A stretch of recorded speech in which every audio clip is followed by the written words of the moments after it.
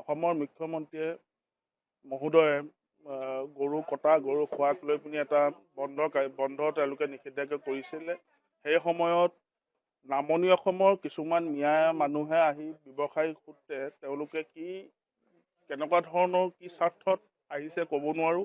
আহি উজনি অসমৰ বিভিন্ন বজাৰসমূহৰ পৰা তেওঁলোকে গৰুসমূহ ক্ৰয় কৰি লৈ গৈছে আৰু গৰুসমূহ ক্ৰয় কৰি লোৱাৰ লগতে যিসমূহ বাহনত তেওঁলোকে গৰুসমূহ ক্ৰয় কৰি লৈ যায় সেইসমূহ বাহনৰ সম্পূৰ্ণ নথি পত্ৰ তাত নাথাকে। তাত অকল কিনা আৰু বেচা কাগজখনে থাকে। তাত যি পশুধনৰ যি আইন শৃংখলা আছে, যেনেকৈ ধৰণে যাব লাগে তেনেধৰণৰ সম্পূৰ্ণ তেওঁলোকে তাত উলংঘা কৰি গৰুসমূহ লৈ যায়।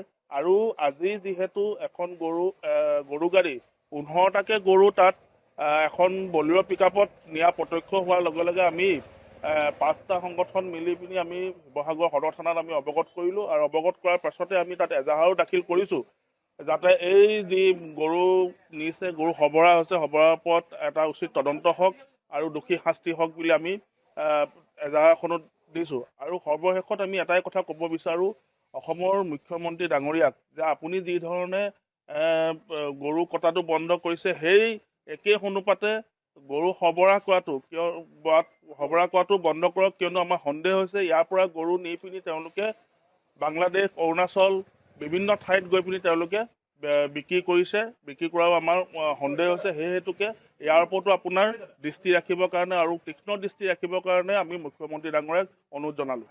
আজি 15টাকৈ গৰু এখন বলিৰ' পিকআপত নিছে আৰু বলিৰ' পিকআপৰ যিজন চালক আছে চালকেও তেখেতৰ নিজৰ বক্তব্যত কৈছে আৰু 15খনকৈ ৰচিদো পুলিচ আৰক্ষী বিষয়াসকলে 15খনকৈ ৰচিদ তেওঁলোকে জব্দও কৰিছে।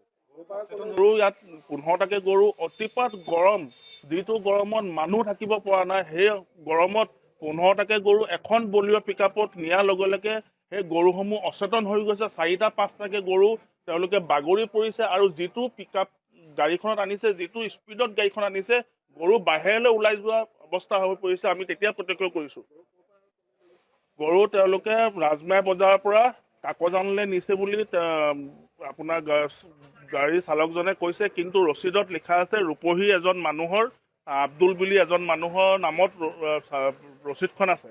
কিন্তু গাড়ী চালকে কৈছে যে পিংকু আলী নামৰ এজন ব্যক্তিৰ, যিজন কাকজানৰ হয়, কাকজানৰ তেখেতে গৰুকেইটা লৈ গৈছোঁ বুলি কৈছে। এতিয়া পিংকু আলীৰ নেতৃত্বত কেনেকৈ গৰু সৰবৰাহ হৈছে, কেনেকৈ নামনি অসমলৈ গৈছে, তাত আমাৰ ক'বলগীয়া আছে আৰু তাত সেই হেতুকে আমি এজাহাৰ দাখিল কৰিছোঁ আৰু ইয়াত তদন্ত কৰিবৰ কাৰণে আমি আৰক্ষী প্ৰশাসনক দাবী জনাইছোঁ। আচলতে যি সময়ত অসমৰ মাননীয় মুখ্যমন্ত্ৰী ডাঙৰীয়া আচলতে গৰু মাংস নিষিদ্ধ কৰিছে, সেই সময়তে কিন্তু আজি শিৱসাগৰৰ আচলতে মাজমজিয়া ৰাষ্ট্ৰীয় ঘাইপথেৰে এখন বলেৰ' বাহনত কেটেল পাৰ্মিটৰ অবিহনে এখন বলেৰ' বাহনত 15টাকৈ আচলতে গৰু সৰবৰাহ কৰি যি লৈ আহিছিলে, সেইটো অতিকে পৰিতাপৰ বিষয়। আচলতে আমি এটা কথা দেখিছোঁ যে শিৱসাগৰ মাজমজিয়া এনেকুৱা এটা ব্যস্ত ৰাজপথত আচলতে এনেদৰে গৰু সৰবৰাহ হৈ থকাটো কিমানটো গ্ৰহণযোগ্য। আচলতে তাৰ পৰা ঠিক 1 কিলোমিটাৰ নিলগতে আচলতে আৰক্ষী সদৰ থানাখন আছে। কিন্তু আমাৰ কথা হ'ল এই ক্ষেত্ৰত আৰক্ষীৰ হয়তো ভূমিকা আমি কিছু ক্ষেত্ৰত ব্যৰ্থ দেখিছোঁ। গতিকে আমাৰ কথা হ'ল কি, পশুধনৰ আইন সম্পূৰ্ণৰূপে উলংঘা কৰি আচলতে যি গৰু সৰবৰাহ কৰি আহিছে এই পিংকু আলী নামৰ নেতৃত্বত, আচলতে এইসমূহ বন্ধ হ'ব লাগিব। আৰু এইসমূহ আমাৰ ওচৰলৈ অভিযোগ অহা মতে আচলতে এইসমূহ গৰু আচলতে কোনো ঘৰত ব্যৱহাৰ কৰিবলৈ বা খেতিত ব্যৱহাৰ কৰিবলৈ নিয়া বুলি আমাৰ আচলতে তেনেকুৱা অভিযোগ নাই। আমাৰ ওচৰত অভিযোগ আহিছে আচলতে এইসমূহ গৰু তেওঁলোকে নি আচলতে মাংস ৰূপে তেওঁলোকে বিক্ৰী কৰাৰ প্ৰয়াস কৰি আহিছে বিগত সময়ৰ পৰা। গতিকে সেইখিনিত আমাৰ অসুবিধা আছে, সেইখিনিত আমাৰ ক'বলগীয়া আছে। কিন্তু আমাৰ কথা হ'ল কি, সম্পূৰ্ণৰূপে এইটো গৰু সৰবৰাহ বন্ধ হ'ব লাগিব। গৰু বিক্ৰী যিহেতু গৰু ধন নিষিদ্ধ কৰা হৈছে, গৰু মাংস, গতিকে এনে ক্ষেত্ৰত এই সময়তে আচলতে এনেকুৱা ধৰণৰ বিষয়বোৰে আচলতে বহু কথা ইংগিত দিয়ে।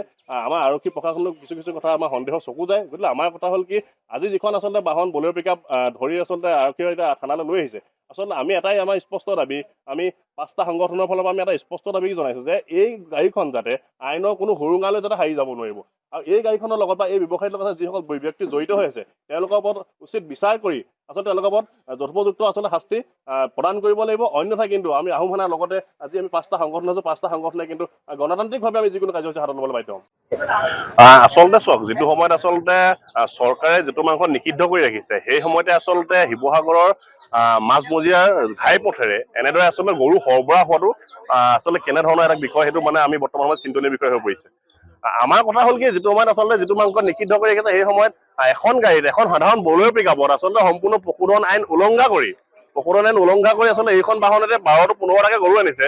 আমি এতিয়া দেখিছো যে গৰমত এতিয়া এটা গৰু মৰো অৱস্থা, বোলে আচলতে এইখিনি কেনেদৰে সম্ভৱ হৈছে? আচলতে এইখিনি ক্ষেত্ৰত আৰক্ষী দুৰ্বলতা আছে নেকি? এইখিনি প্ৰশ্ন আহি পৰিছে। আমাৰ কথা হ'ল কি, এই 12টা যে গৰু নিছে তেওঁলোকে আচলতে আমি যিটো অভিযোগ পাইছো, আমি অভিযোগ পোৱা মতে সেইটো কোনো তেওঁলোকে পুহিবলৈ নিয়া নহয়, সেইটো তেওঁলোকে কোনো পথাৰত ব্যৱহাৰ কৰিবলৈ নিয়া নহয়, কাৰণ আজিকালি পথাৰত গৰু নাই। এইটো আমি জনা মতে এইটো সম্পূৰ্ণভাৱে ব্যৱসায়িক ক্ষেত্ৰত নিছে, সম্পূৰ্ণ চিণ্ডিকেট হৈছে। বোলে আমাৰ কথা হ'ল কি, এইবোৰ বন্ধ হ'ব লাগে। যিটো মাংস নিষিদ্ধ কৰিছে আচলতে সেই মাংসটো সৰবৰাহ হোৱা বন্ধ হ'ব লাগে, এই চিণ্ডিকেট বন্ধ হ'ব লাগে। আৰু আচলতে শিৱসাগৰবাসী হিচাপে অতি পৰিতাপৰ বিষয় যে শিৱসাগৰৰ আচলতে মূল ঘাই পথে এনেদৰে গৰু সৰবৰাহ হৈছে। চৰম আৰক্ষী আচলতে ব্যৰ্থতাত বিভিন্ন প্ৰশ্ন আহি পৰিছে। আমি আহোম সেনাৰ ফালৰ পৰা আমি এটা কথাই কৈছো যে আমি এইখিনি বিষয়ত তীক্ষ্ণ দৃষ্টি ৰাখিম।